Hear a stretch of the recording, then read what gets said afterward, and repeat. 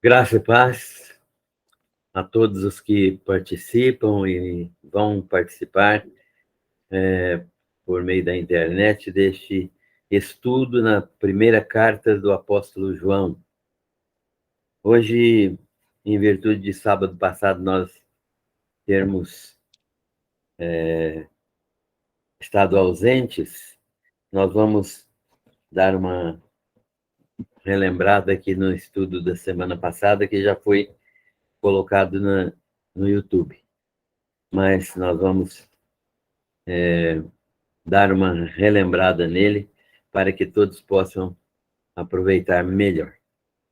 E nós vamos ler a palavra do Senhor e depois vamos orar, pedindo a Deus que nos abençoe neste momento do estudo da sua palavra. Então, o texto que nós lemos na semana passada foi o seguinte: João 1,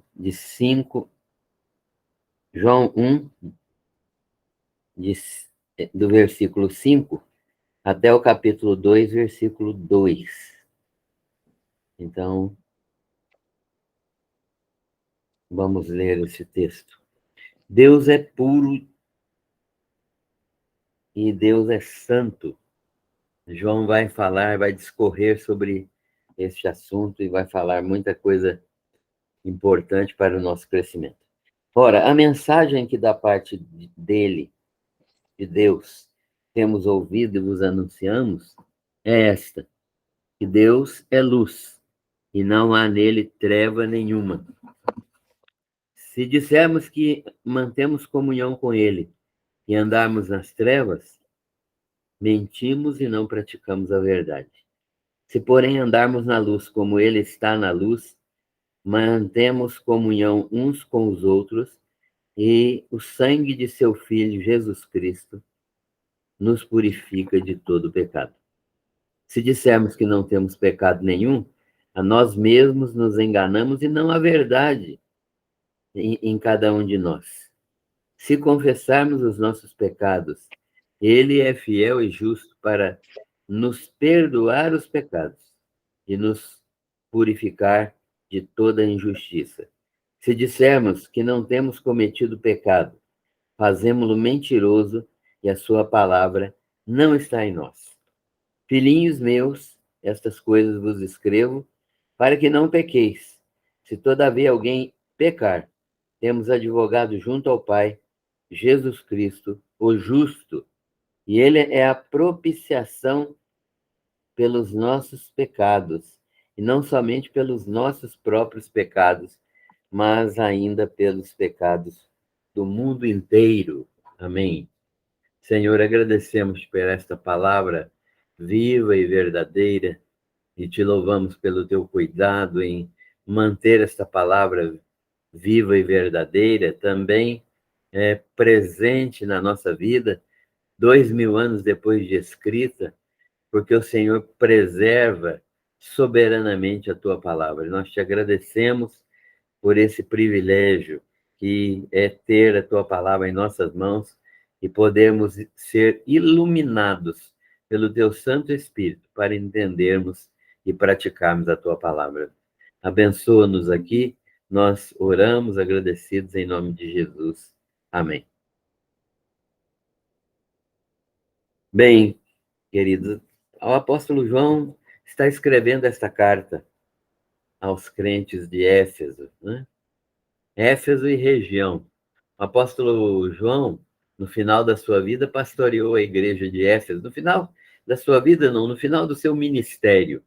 E pastoreou a igreja em Éfeso, e que já tinha sido fundada por Paulo e pastoreado um tempo por ele, depois por Timóteo, e agora o apóstolo João está pastoreando esta igreja e pastoreando igrejas ao redor, né? Ele é uma espécie de supervisor de toda a região ali, que gira em torno de 160 quilômetros ao redor de Éfeso, né? Um raio de 160 quilômetros ao redor de Éfeso, onde há muitas igrejas, e essas igrejas estão começando a passar por alguns problemas já na fase final do primeiro século.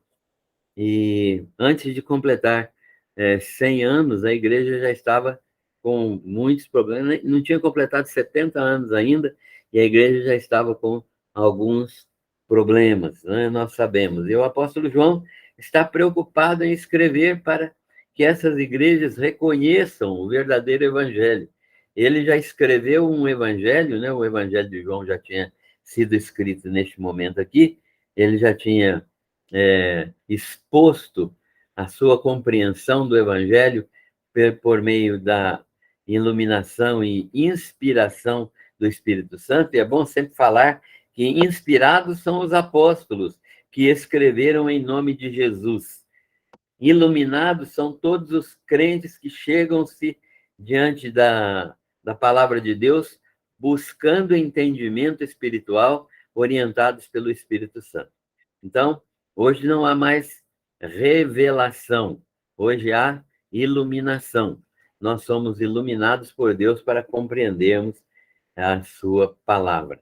O apóstolo João está revelando aqui, ele recebeu revelação espiritual e está revelando aqui aos crentes daquela região tudo aquilo que Deus tem ordenado. E ele está vivendo um tempo de heresias. Nós já vimos isso na semana que passou, e um tempo de heresias está ali presente, um tempo em que as heresias apareceram e começaram a dominar, a se infiltrar na igreja cristã e a fazer um grande estrago espiritual no meio dos crentes. Entre estas heresias, nós temos a heresia gnóstica, da qual nós já falamos aqui também, que é aquela heresia que dizia que não há Deus, ou melhor, que Deus existe, mas ele não é uma divindade pessoal, relacional, ele é uma energia cósmica, uma espécie de uma energia dinâmica, uma espécie de energia que domina todas as coisas e da qual decorrem todos os efeitos benéficos no universo, né? Essa energia. E que, na verdade, o que vai acontecer com as pessoas é que, na medida que elas têm conhecimento, experiência com essa energia, experiências místicas, êxtases, sobrenaturais, elas vão crescendo no conhecimento dessa energia até se perderem, elas vão perdendo a sua individualidade, perdendo a sua própria, o seu próprio modo de pensar, perdendo a sua própria individualidade, no sentido de que vamos deixando cada vez mais de ter as nossas características pessoais reconhecidas e vamos nos apagando, sendo cheios dessa energia que é impessoal. Então, o maior desejo, a maior pregação dos gnósticos é que um dia nós estaríamos dispersos, dissolvidos nesta energia, num exemplo bem simples, como o sal está disperso nas águas do mar. É claro que esse ensino é um ensino absurdo, porque Deus quer que a personalidade de cada um se floresça. Na verdade, o prazer de Deus é ver a igreja do Senhor reunida em Cristo Jesus e ver quantos milhares e de milhões de pessoas existem, cada qual diferente uma da outra, preenchendo todos a glória de Cristo. A glória de Cristo também está relacionada com a diversidade dos crentes, com a diversidade dos dons espirituais, com a diversidade de entendimento, com o crescimento espiritual de cada membro, com o enchimento de Cristo na vida de cada membro, cada qual se tornando cada vez mais diferenciado um do outro e necessários uns para o crescimento dos outros. Que coisa maravilhosa é essa, em que não há duas pessoas iguais no universo de Deus e elas vão crescer livremente, e vão crescer continuamente, e vão crescer eternamente, sem nunca se tornarem parecidas umas com as outras, mas sempre diferentes umas das outras, é claro, vivendo num tipo de vida que glorifica a Deus e que edifica uns aos outros. Aquilo que eu não tenho, o outro tem, e assim nós vamos edificando mutuamente uns aos outros. Este é o mistério da igreja, que Paulo enxerga muito bem na carta aos Efésios e que João está mencionando também nas suas cartas. Muito bem. Então, nós estamos vendo que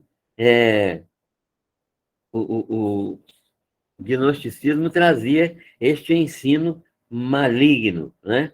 E ele dizia também que o corpo é material e que há um dualismo, que Deus não pode ser Deus do bem e Deus do mal, porque Deus não pode produzir o mal.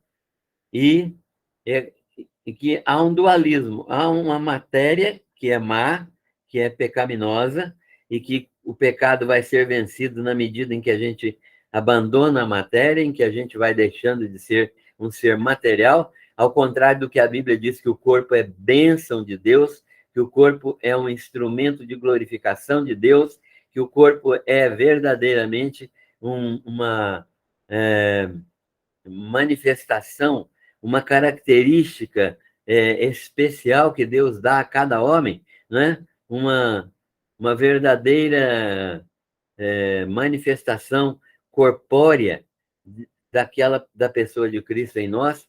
Então, João está ensinando que não há dois deuses, não há um Deus da matéria, do mal, e um Deus do bem, não é? Que todos, que a evolução do bem é chegarmos a atingir esse estágio de energia universal que é definido na linguajar deles como Deus.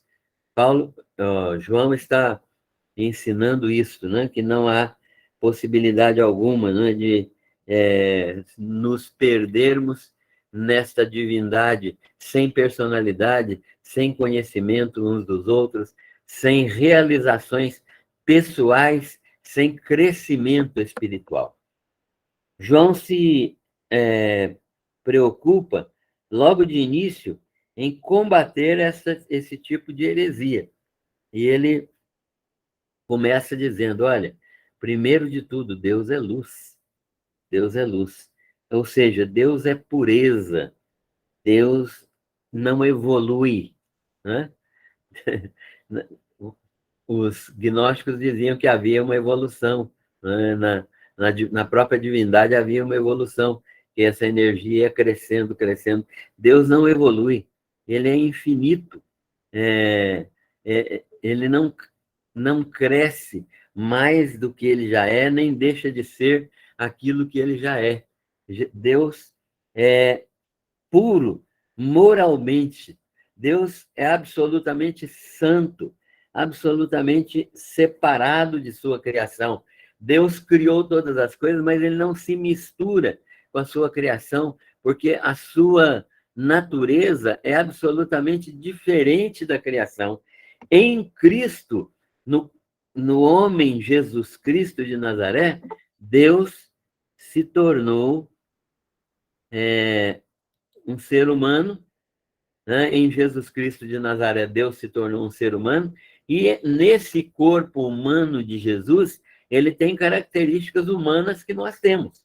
Mas o Verbo não tinha características humanas, no sentido de ter um corpo, né? O Verbo tem características eternas de Deus, o Verbo é Deus, ele é luz perfeita, ele é santo, absolutamente santo, separado de sua criação, porque ele não pode se misturar com ela, nem depender dela, porque senão ele não é Deus.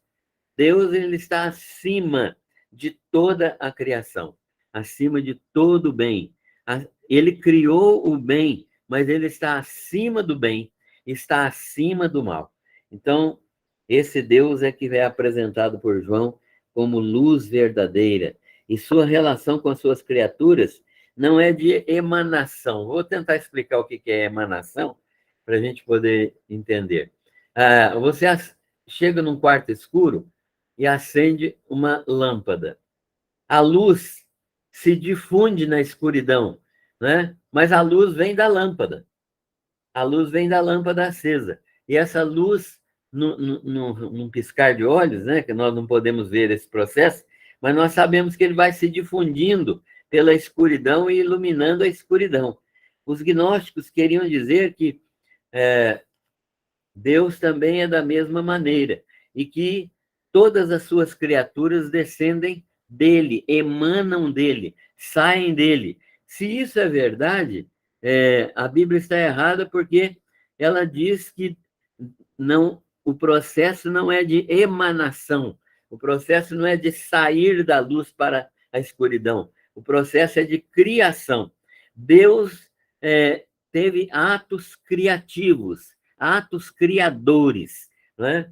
Atos que não somente eram criativos no sentido de inteligentes, determinados, racionais, poderosos, atos voluntários, progressivos, programados, né? Não apenas nesse sentido, mas também no sentido de que é diferente de Deus, ou seja, Deus deu origem, ele criou todas as coisas e deu origem a todas as coisas sem participar delas, por meio da sua palavra, apenas por meio da sua palavra. E por meio dessa palavra ele criou todas as coisas, matéria completamente diferente da sua própria natureza, da própria natureza de Deus. Então, os gnósticos defendiam que nós temos uma natureza divina que vai se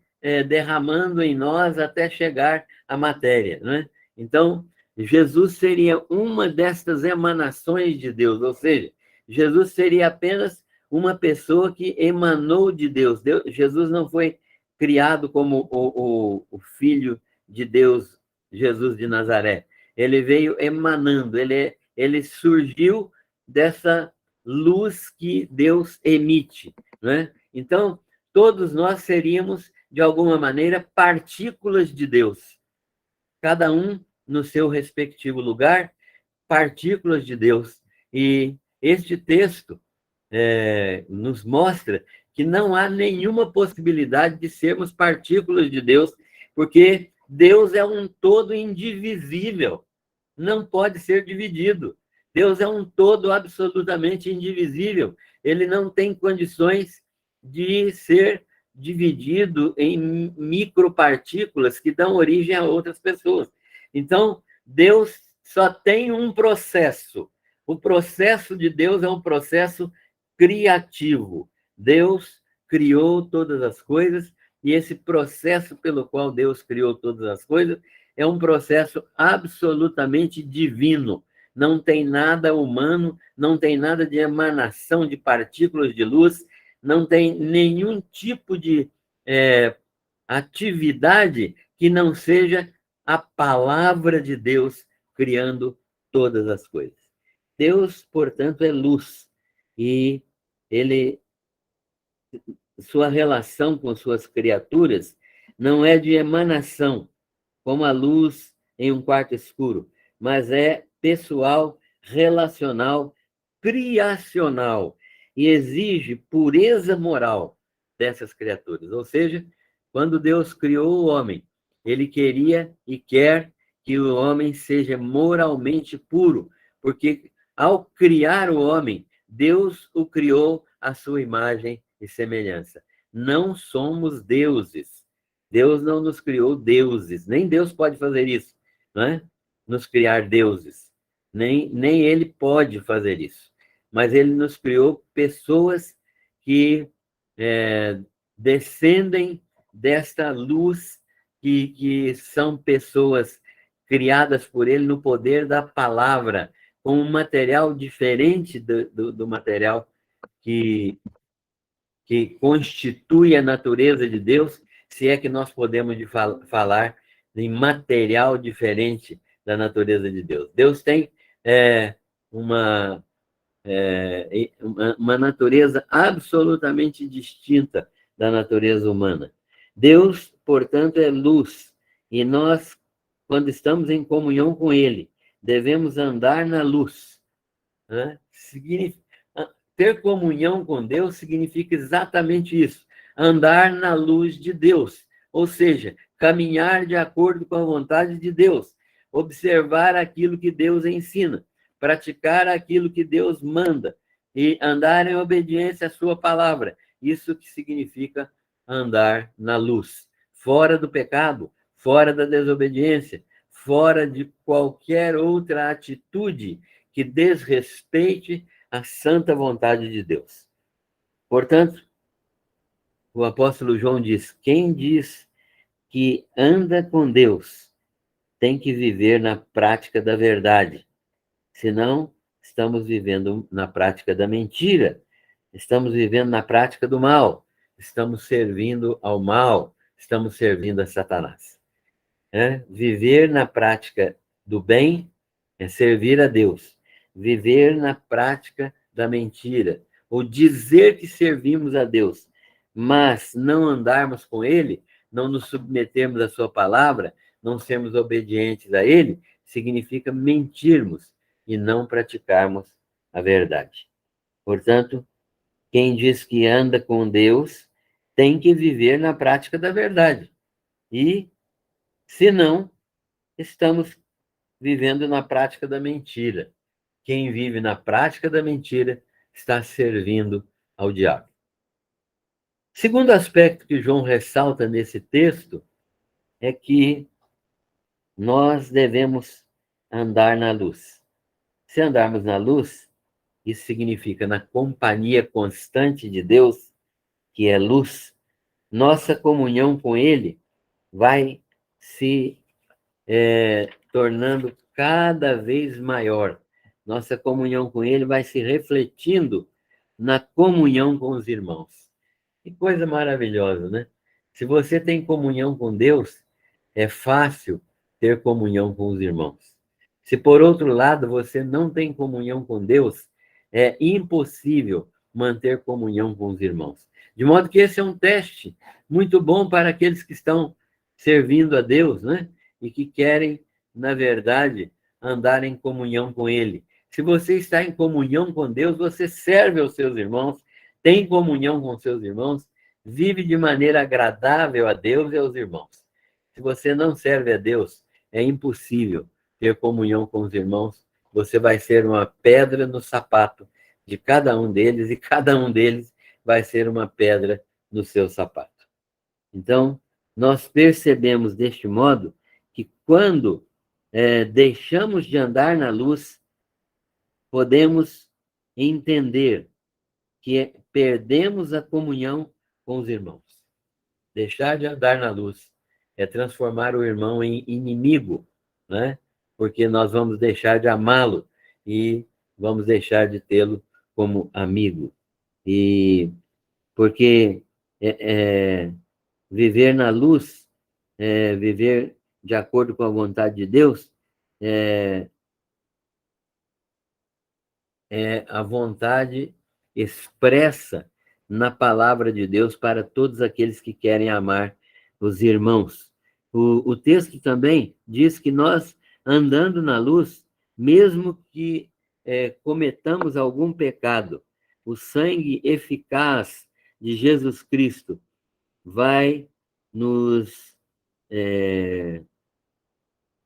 livrando do pecado, né? O sangue derramado na cruz do Calvário nos purifica do pecado. E não está sendo dito que nós somos salvos do pecado. Por quê? Porque nós já fomos salvos, né? Mas está sendo dito que estamos sendo lavados dos nossos pecados. O perdão já foi oferecido de uma vez por todas, de uma vez para sempre, quando eu me converti ao Senhor Jesus Cristo, ou quando eu fui convertido ao Senhor Jesus Cristo, todos os meus pecados do passado, do presente e do futuro foram perdoados. Mas eu ainda posso pecar, conforme João está ensinando aqui. Não é vontade de Deus, nem deve ser nossa vontade, mas nós podemos ainda cometer pecados. Para esses pecados que nós cometemos depois de salvos, há uma disponibilidade do sangue purificador de Jesus Cristo derramado na cruz do Calvário. Essa disponibilidade de sangue é uma manifestação da graça de Deus que leva a gente a ser purificado de todo o pecado, né? Basta que nós confessemos e, pelo arrependimento, todos os nossos pecados são perdoados. Paulo não está dizendo, João não está dizendo que nós vamos ser salvos de novo, mas ele está dizendo que nós vamos ser perdoados dos nossos pecados e purificados das nossas iniquidades. E o pecado, portanto, não está sendo uma prática, não deve ser uma prática comum na nossa vida, porque está pressuposto que nós já somos salvos, livres do pecado. Isso já está pressuposto na nossa própria salvação. Então, isso se refere, portanto, à perda temporária da comunhão com Deus. Eu não perco a minha salvação quando eu peco, mas eu perco a minha comunhão quando eu cometo pecados. Então, eu preciso ser restaurado à comunhão. Como é que Deus faz isso? Deus faz isso permitindo que o sangue carmesim da cruz do Calvário permaneça com seus efeitos permanentes, seus efeitos perpétuos de purificação do sangue, pelo sangue do Cordeiro, das nossas culpas e dos nossos pecados. Mas o apóstolo João continua dizendo que ninguém pode dizer que não tem pecado. Às vezes a gente costuma ouvir isso. Há uns 30 anos, 40 anos mais ou menos, surgiu uma heresia no norte do Paraná, e depois ela se expandiu por alguns lugares do Brasil, que dizia que nós éramos impecáveis, no sentido de que uma pessoa crente no Senhor Jesus não pecava mais. Essa heresia não durou muito tempo, porque ela não tem sustentação bíblica, né? Nós pecamos, infelizmente pecamos. Paulo diz que ele era o pior dos pecadores, né? Ele dizia que ele era o principal pecador e que nele não habitava bem algum quando ele estava escrevendo a sua carta aos Romanos. Ele disse: em mim, isto é, na minha carne, não habita bem algum, né? Sabendo que nós temos propensão ao pecado e que a única maneira segura de vencer o pecado é estarmos cheios do Espírito Santo e estarmos cheios da palavra de Deus e estarmos andando em obediência a essa palavra de Deus. Então, ninguém pode dizer que não tem pecado, que não tem pecado algum, né? Somos pecadores por natureza. Somos pecadores por natureza. Se dissermos que não temos pecado nenhum, nós enganamos a nós mesmos. Enganamos primeiro a nós mesmos. E a verdade não está em nós, né? Não enganamos Deus porque Deus não pode ser enganado. Não enganamos a Jesus porque ele também não pode ser enganado. Mas enganamos a nós mesmos e tentamos sair dessa situação sem o devido arrependimento, sem mudança de comportamento. Mas a palavra nos ensina que nós somos pecadores por natureza e se desejamos que não pequemos, que não tenhamos pecado nenhum, nós devemos viver em plena obediência ao Senhor, né? E se dissermos que não vamos pecar nunca, enganamos-nos a nós mesmos. Agora, é também uma necessidade nós estarmos vivendo cada dia mais com menos pecado. Ou seja, quanto mais eu vivo a vida cristã, dominado pelo Espírito Santo de Deus, cheio da palavra de Deus e em obediência ao Senhor Jesus Cristo, é uma necessidade, é uma tendência, é uma realização de que nós vamos deixar cada dia mais o pecado. Então, nós vamos pecando cada vez menos, mas isso não significa impecabilidade. Como lidar, então, com esta situação? Primeiro de tudo, João diz assim: confessando os nossos pecados. Irmãos, quão importante é a confissão de pecados? Nós precisamos aprender a confessar pecados. Confessar pecado é falar assim: olha, Deus, eu reconheço que sou pecador e que isto que eu pratiquei agora é aquilo que o Senhor chama do pecado tal. Ou seja, nós vamos homologar aquilo que Deus define como pecado. E nós vamos dar nome aos pecados. Perdoa a multidão dos nossos pecados não é uma oração correta. A multidão dos nossos pecados não foi pecada de uma multidão, ela foi pecada um por um. E nós precisamos de pedir perdão por um e pedir perdão cada vez que nós pecamos, para que todo pecado seja perdoado e para que nós reconheçamos a grandeza da obra de Cristo em perdoar pecados, né? E a grandeza da obra de Cristo em abarcar todos os pecados de todos os homens de todos os tempos, de todos os eleitos de todos os tempos. Isso é uma obra maravilhosa e nós só vamos nos dar conta disso quando estivermos confessando cada um dos nossos pecados.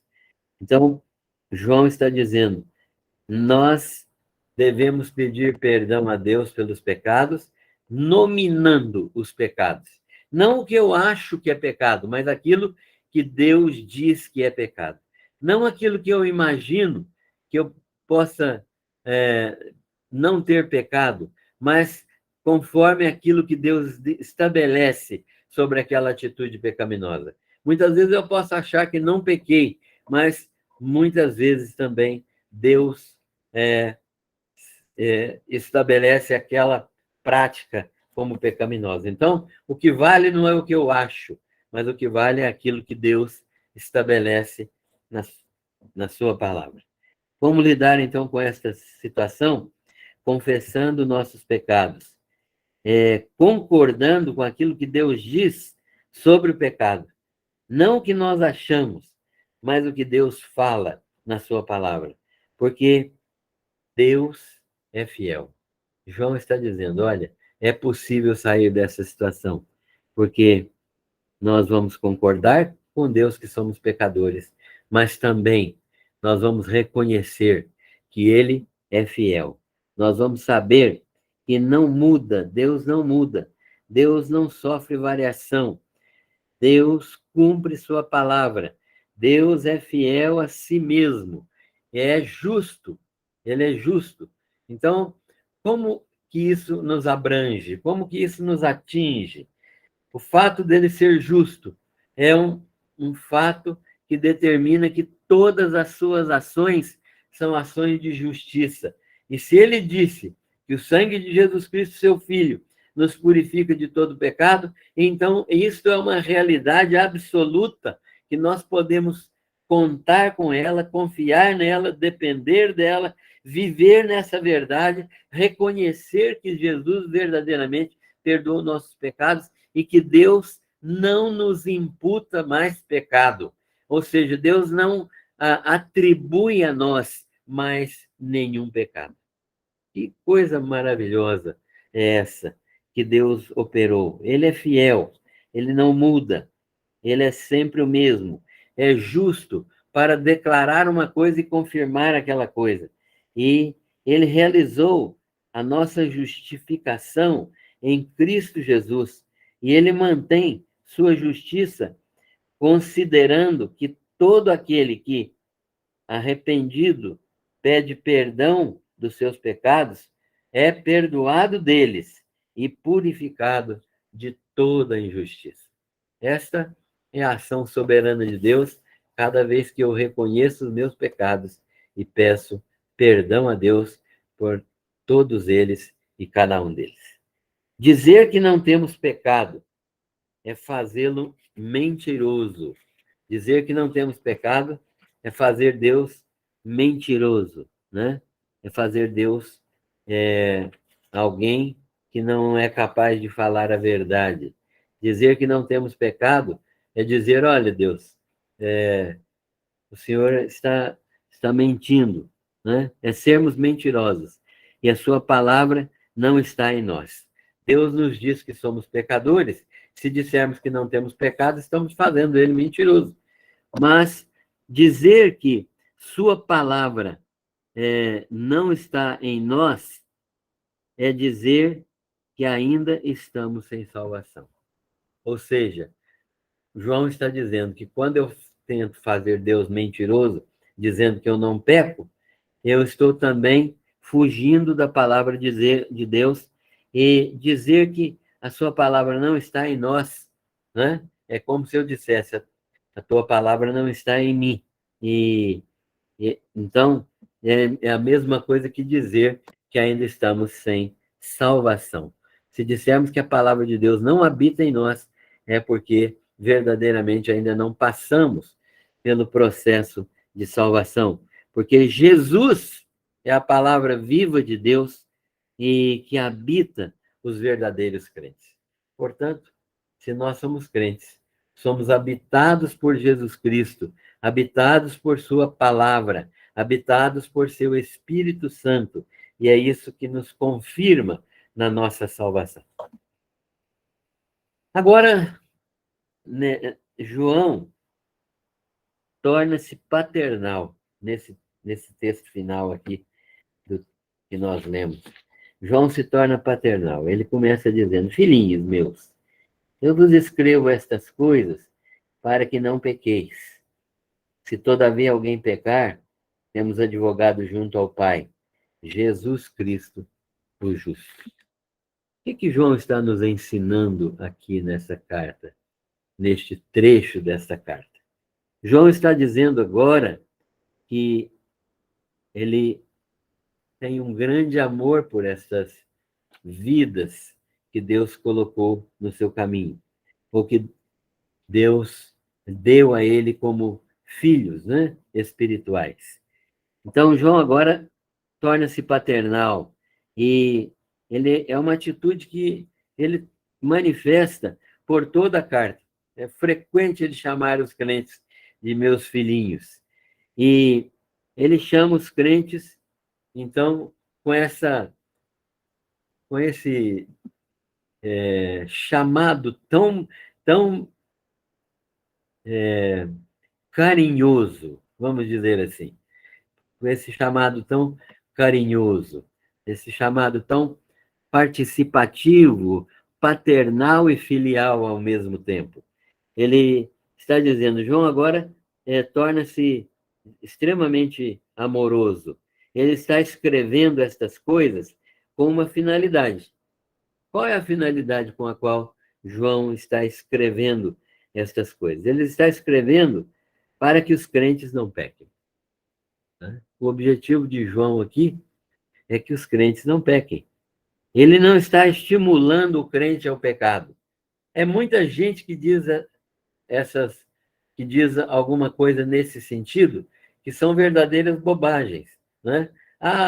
Quer dizer que se não tiver perda de salvação, se eu não ficar com medo de pecar, eu vou viver pecando. Se é muito fácil ser crente porque peca e já pede perdão, né? Então, mas isso é um pensamento de quem não compreendeu a palavra do Senhor e não assumiu um tipo de comportamento exemplar, um tipo de comportamento fiel.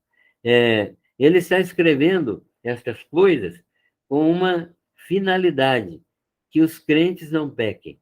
Ele não está estimulando o pecado e o perdão fácil que muita gente advoga, mas ele está dizendo que sem arrependimento e sem mudança de atitude não há perdão de pecados.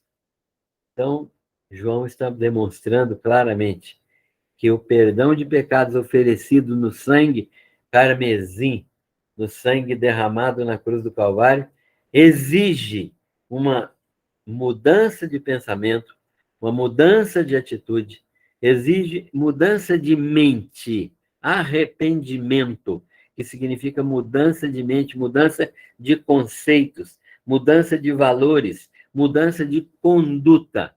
Então, é isso que João está ensinando aos crentes, está ensinando aqueles irmãos lá de Éfeso e arredores. Ele está ao contrário daquilo que pensam os que dizem que o perdão é fácil, ele está contrariando essas pessoas, garantindo que se alguém pecar, isto é, o pecado não deve ser uma constante, uma prática regular, né? Se alguém pecar, o pecado deve ser uma exceção na vida do crente. Nós temos uma defesa de advogado junto ao Pai. Ou seja, o juiz está lá para condenar, mas o advogado está lá para absolver.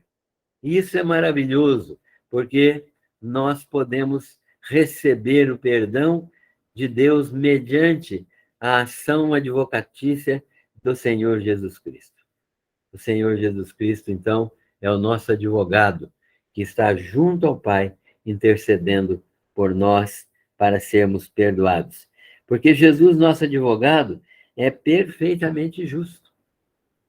A razão pela qual Jesus pode advogar em nosso favor é porque a ele foi atribuída a perfeita justiça. E ele pode, por base na sua perfeita justiça, pode se tornar verdadeiramente o nosso advogado, o nosso mediador, aquele que apresenta ao juiz, apresenta ao Pai as nossas justificativas e, ao mesmo tempo, pede o nosso perdão. Porque Jesus, nosso advogado, então, é perfeitamente justo e a sua justiça é que é apresentada como o fator preponderante na nossa justificação. Jesus diz assim, o crente está em mim, né? O fulano está em mim, a fulana está em mim, e eu fui perfeito na obediência, então eu posso reivindicar o perdão para essa pessoa, porque ela está em mim, ela está em Cristo. E Jesus sabe que a sua justiça cobre todos os pecados de todos os crentes. E temos uma defesa, então, junto ao Pai. E ele, Jesus, é a propiciação pelos nossos pecados. O que significa isso? Propiciação pelos nossos pecados.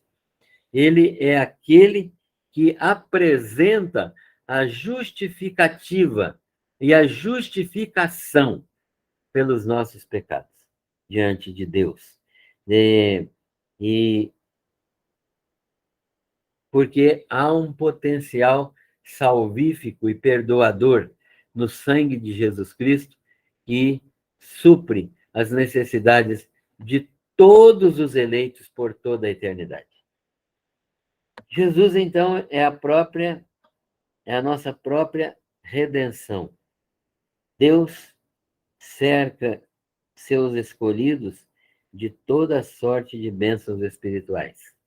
Nós estamos vendo na carta aos Efésios, que estamos estudando às sextas-feiras, que todas as bênçãos espirituais nos foram dadas em Cristo Jesus por Deus. E essas bênçãos espirituais foram dadas para preservar os crentes em amor e em santificação. A finalidade da eleição é produzir santificação na vida dos crentes, para que sejais santos e irrepreensíveis, é o texto de Efésios. Portanto, nós também somos santos e irrepreensíveis diante de Deus, para seu próprio gozo e glória. Que coisa maravilhosa! Deus tem gozo e glória na igreja. Deus tem gozo e glória nos crentes. Os crentes são todo o bem que Deus tem neste mundo, são os crentes. Deus não se satisfaz com as coisas criadas. Não é isso que enche de alegria o coração de Deus. O que enche o coração de Deus de alegria é uma igreja encabeçada por Jesus Cristo e vivendo uma vida de santidade, uma demonstração de filiação. Jesus, então, é o cabeça desta igreja, cujo poder que opera nela é o poder da ressurreição. Então, Deus tem prazer em nós. A alegria de Deus é ver o cabeça de uma igreja completa. Ela ainda não está completa porque há muitas pessoas para serem salvas, mas ela já está amadurecendo, ela já está finalizando o seu processo. Ela é uma igreja cheia da plenitude de Cristo, né? Mas ela ainda vai ser completamente cheia de toda a plenitude de Cristo, para a glória e louvor de Deus e para a alegria do próprio Deus. Deus vai ter alegria por toda a eternidade nesta igreja que ele constituiu como filhos e herdeiros de Deus em Cristo Jesus. João está ensinando que Deus cerca os seus escolhidos de todas as bênçãos espirituais para viver em santificação, para seu próprio gozo e glória, o gozo e glória de Deus. O sangue de seu Filho é como uma fonte contínua a derramar o perdão devido aos pecados dos crentes. O perdão que nós deveríamos pedir a Deus constantemente, porque nós somos filhos arrependidos, né? Somos filhos arrependidos, somos filhos que estão debaixo da graça e da misericórdia de Deus. Como que nós vamos imaginar agora, concluindo este texto, que Deus é luz? Deus é luz, é um ser espiritual. Deus é um ser espiritual, um ser perfeito, puro, santo, pessoal e justo. Ele é relacional, ele necessita, né, num sentido restrito dessa palavra, Deus não tem necessidade de nada, mas aqui eu não estou usando como se fosse uma necessidade de Deus, no sentido de que ele deseja ter uma vida de comunhão com seus filhos e de ter prazer na igreja, nos seus filhos, né? Uma família, Deus tem prazer na sua família. O prazer máximo de Deus está localizado na sua família, cujo cabeça é Cristo. Deus é luz. Não é uma luz, mas ele é a única luz. Ele não é uma iluminação secundária, mas ele é a luz verdadeira. A luz não é Deus. Nós não podemos sair adorando a luz como se a luz fosse Deus. Mas podemos adorar Deus, que é luz, nesse sentido de que ele é absolutamente santo, justo, puro, separado, é um Deus que é relacional, que não se mistura com a sua criação, mas que ama a sua criação e que ama sobremaneira os seus filhos adotados em Cristo Jesus. Mas a presença de Deus é poderosa. A luz não é Deus, mas a presença de Deus é poderosa.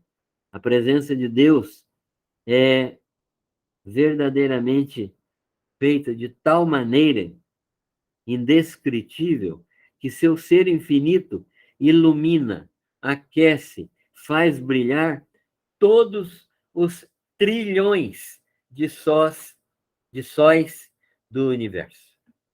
Todos eles. Todas as estrelas do universo. Elas brilham por causa da luz de Deus. Segundo, sendo Deus pessoal, ele se relaciona com a sua criação. Deus é pessoa, por isso ele nos criou também pessoas, a sua imagem e a sua semelhança. Mas sendo Deus pessoal, ele se relaciona com uma criação, com a sua criação, não como uma luz impessoal que podemos ver, que vemos brilhar e sem comunicarmos com ela, né? Não tem jeito. Como é que eu vou falar com a luz do sol? Como é que eu vou falar com a luz das estrelas? É uma atividade impessoal essa iluminação. Mas Deus é uma atividade, nos permite uma atividade pessoal de comunhão, não como uma luz impessoal que vemos brilhar sem podermos falar com ela, mas em Cristo, tornando-nos semelhantes, tornando-nos semelhantes a Ele, porque Ele primeiro se tornou semelhante a nós e por isso mesmo nós podemos nos relacionar com Ele. Fomos transformados em filhos para podermos nos relacionar com o nosso Pai, né?